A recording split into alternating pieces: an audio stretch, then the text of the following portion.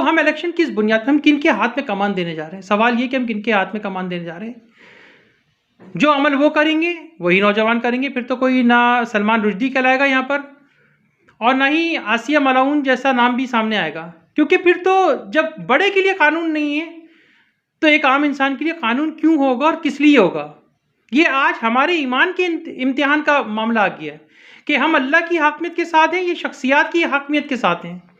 हम उस शाहरुख खान की सोच के साथ चलेंगे जो मंदिर में जाए, पूजा करे, बुतों को पूजा पाठ करे, और फिर हम कहें कि नहीं, इसको हक की हुक्मरानी देना क्योंकि जमहूरियत है, ये मुल्क इस्लामी है। इसको क्यों नहीं समझ रहे हैं आप लोग? यहाँ दुनिया के एम्बेसडर्स ख़वातीन आती हैं, उन्हें पता है कि ये इस्लामी मुल्क है, इनकी अपनी एक रिवायत है, वो हमारी तरह लिबास ज़ेब तन करती हैं, हमें रमज़ानों में मुबारकबाद देती हैं, उन्हें हमारे मजहबी अकायद का पता है, हमारे मजहबी तमाम मामलात का पता है। उन्हें नहीं पता तो हमें नहीं पता। तो ये बहुत सारी चीज़ें हैं जिस पर बहुत सोचने की ज़रूरत है। मेरी गुजारिश है कि ये इलेक्शन ना ही हो तो बेहतर है। ये खर्चा वर्चा कुछ नहीं है, ये तो इन्वेस्टमेंट है उन लोगों की, गुफ्तार वालों की, जो पैसे लेते हैं, फिर बोलते हैं और फिर वैसी बात करते हैं जैसे कि सब चाहते हैं। उन इन्वेस्टरों की जो कि इलेक्शन में पैसा लगाते हैं, बाद में कमाते हैं, ये उनकी है। ये उन लोगों की है जो इंडिया से अच्छे रवाबित रख के बैठे हुए हैं बैकडोर चैनल से, और वो अपने कारोबार के तसलसल के लिए इंडिया से कभी भी नहीं बिगाड़ेंगे। आप देखिए ना, नाउज़ुबिल्लाह कुरान पाक को हिंदुओं ने शहीद किया, किसी एक यहाँ पाकिस्तान के लीडर ने मजम्मत तो छोड़े, कोई बयान तक नहीं दिया, कुछ भी नहीं किया। कहाँ यूरोप मगरिब में अगर कहीं कुरान पाक को नाउज़ुबिल्लाह शहीद कर दिया जाता था तो आप लोग सरापा एहतजाज हो जाते थे, पूरी दुनिया में रैलियाँ निकालना, जलसे जुलूस निकालना। इंडिया के खिलाफ क्यों नहीं निकाला? क्योंकि वहाँ आपके ताने बाने जुड़े हैं और इंडियन को पता है कि ये कुछ भी कर लें, ये कर क्या सकते हैं, हमारी जैसे हैं, जैसे हम हैं वैसे ये हैं। उन्होंने आपको मुँह ही नहीं लगाया। लेकिन आपका अमल क्या है? आप मगरिब से तो ब्लैकमेलिंग कर कर वहाँ पे वीज़े जारी करा लेते हैं, बच्चों के सर्टिफिकेट, ये वो सब पता है। सबकी वहाँ जायदादें हैं, अपनी जायदाद के तहफ़्फ़ुज़ के लिए आप उन्हें ब्लैकमेल करते हैं कि अगर तुमने हमें कुछ किया तो हम ये भी कर सकते हैं तुम्हारे खिलाफ। ये इस तरीके से हुक्मरानी चलेगी, इस तरीके से सियासत चलेगी, वो भी जमहूरी इस्लामी जमहूरियत पाकिस्तान की। आप किसको हुकूमत देने जा रहे हैं? आप मेरिट तो बताएं, मेरिट क्या है इस मुल्क का? मेरिट आइन का आर्टिकल 62 और 63 है। लोगों ने तो नज़रिए पाकिस्तान तक से इनकार कर दिया, यहाँ तक कह दिया कि इंडिया और पाकिस्तान का कल्चर ज़बान एक है, बस ये सरहद दरमियान में आ गई है। और यानी कि जब आप इंडिया की महफिल में बैठे हुए हैं, यानी हिंदुओं की महफिल में बैठे हैं, और आप उनसे ये फरमा रहे हैं कि जो आलू गोश्त आप खाते हैं वो हम भी खाते हैं और हमें भी पसंद है, तो भाई वो झटके का गोश्त खाते हैं। हम लोग सुन्नत इब्राहिम पे चलते हुए कुर्बानी करते हैं, सुन्नत इब्राहिम पे चलते हैं, वो सुन्नत इब्राहिम पे चलते हैं। हिंदुओं का सबसे बड़ा मसला किससे? सिर्फ मुसलमानों से नहीं है, पूरे दीन इब्राहिम से। क्योंकि कई बार ये कह चुके हैं हिंदू कि इब्राहिम हमारे दीन के बागी हैं, वो अपने घर के आबाओ अजदाद को छोड़ के भागे थे और अपना एक नया दीन बना लिया, जबकि उनका दीन कोई उनका ज़ाती दीन नहीं है, वो दीन इलाही, अल्लाह का हुक्म इलाही पर है। अल्लाह ने कहा कि जाओ मेरा पैगाम लोगों तक पहुँचाओ इब्राहिम, लेकिन शुरुआत घर से करो। क्या आज हम इस घर से, यानी कि ममलिकत खुदादाद इस्लामी जमहूरिया पाकिस्तान से, उस दीन की शुरुआत कर रहे हैं? नहीं कर रहे हैं। हम तो बस हक़ हुक्मरानी, जमहूरियत जमहूरियत जमहूरियत। क्या दिया इस जमहूरियत ने 75 सालों में? जो रुकन असेंबली बना, जो सरकारी इनके माबद बड़ा अफसर बना, वो सब अमीर लखपति करोड़पति चले गए। और फिर सवाल ये होता है कि हमसे कुछ पूछा ना जाए, हमसे ये ना पूछा जाए, हम यूँ हैं हम यूँ हैं।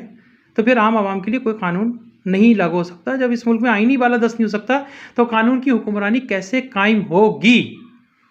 मुझे ये बात बहुत अच्छी लगी कि चीफ जस्टिस साहब ने कहा, जनाब फ़ाइज़ ईसा साहब ने, कि सहाफ़ी तनकीद करें, तनकीद सुनना हमारा हक़ है, और अगर हमें कोई वजाहत देनी होगी हम ज़रूर देंगे, लेकिन इसमें पकड़ दकड़ नहीं होनी चाहिए। तनकीद, मालूमात कामयाबी का रास्ता है, ये इनकी बेहतरीन बात है। मालूमात ही तो दुनिया को तरक्की की जानिब लेके जाती है, तनकीद ही दुनिया को तरक्की की जानिब लेके। लेकिन तनकीद हो वाकई, ऐसी नहीं हो कि जी वो इलेक्शन मुहिम में शामिल क्यों नहीं है और वो यूँ। यार ये कोई सहाफ़त है? चमारों वाली।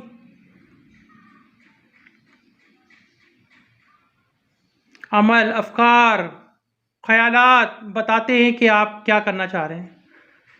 भुट्टो साहब इसलिए शहीद नहीं कहलाए कि उन्होंने जमहूरियत के लिए शहादत ली, उन्होंने इस्लामी जमहूरियत के लिए शहादत ली है। उन्हें पता था कि ये मुझे मार देंगे, मुझे मरना ही है, लेकिन मैं इस्लाम के नतीजे में, ये इस्लाम की रूह पर किए हुए फैसले से 1 इंच पीछे नहीं हटूंगा। और उसके तसलसल को बाद में अफवाज पाकिस्तान ने जारी सारी रखा। हम एटमी क़ुव्वत बने, कोई भी सरबराह आता एटम बम फाड़ना पड़ता, उसकी जिम्मेदारी थी। ये कोई एहसान नहीं किया मुल्क के ऊपर।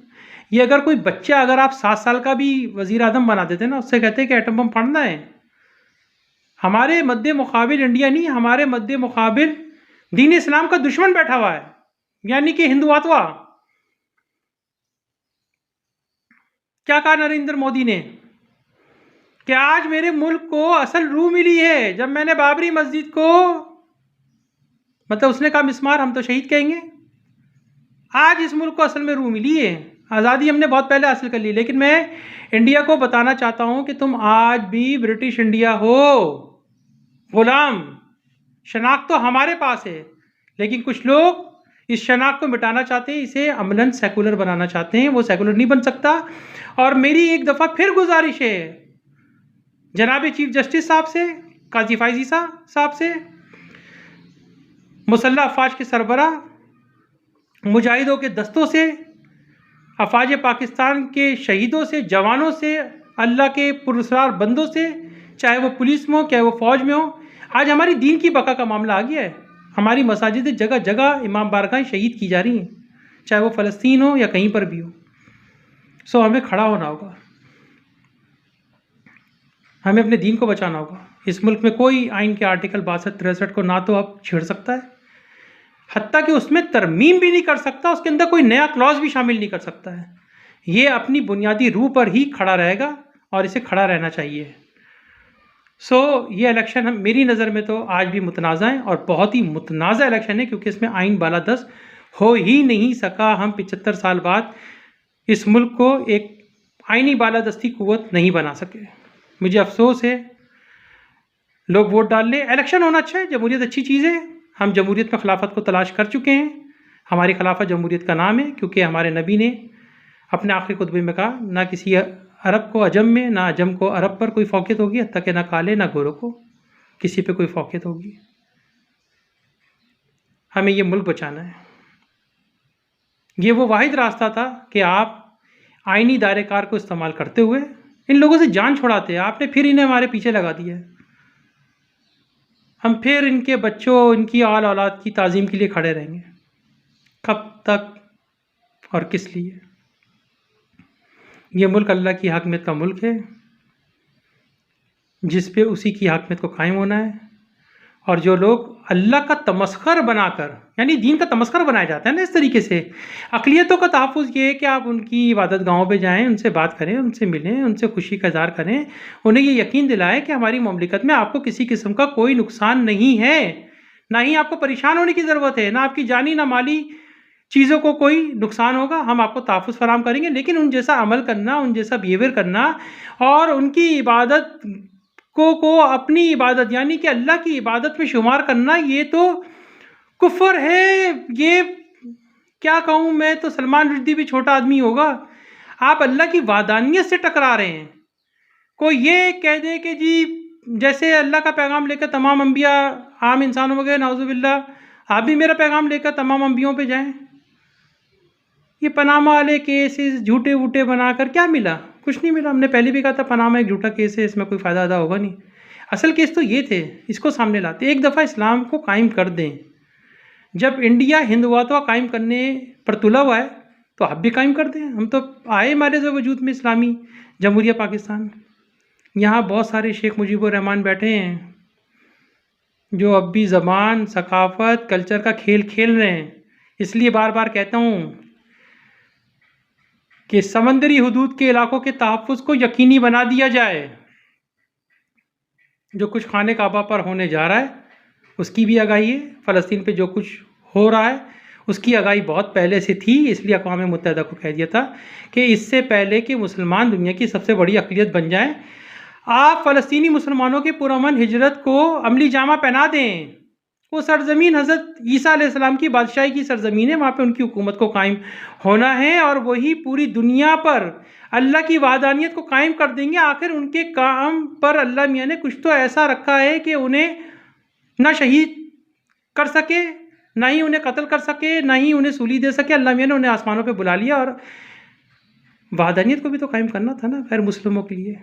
कुछ हिकमतें हैं, इसको सोचें, गौर करें, पाकिस्तान को बचाएं, इस्लामी जमहूरिया पाकिस्तान को बचाएं। पाकिस्तान जिंदाबाद, पाकिस्तान पाइंदाबाद।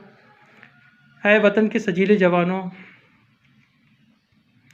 ऐ खुदा के राह के मुजाहिदों, आपको अल्लाह मियाँ ने कबल शहादत और शहादत के बाद वो रिज़्क़ हलाल अता करने का फ़ैसला दिया हुआ है जिसकी किफ़ालत वो ख़ुद करता है।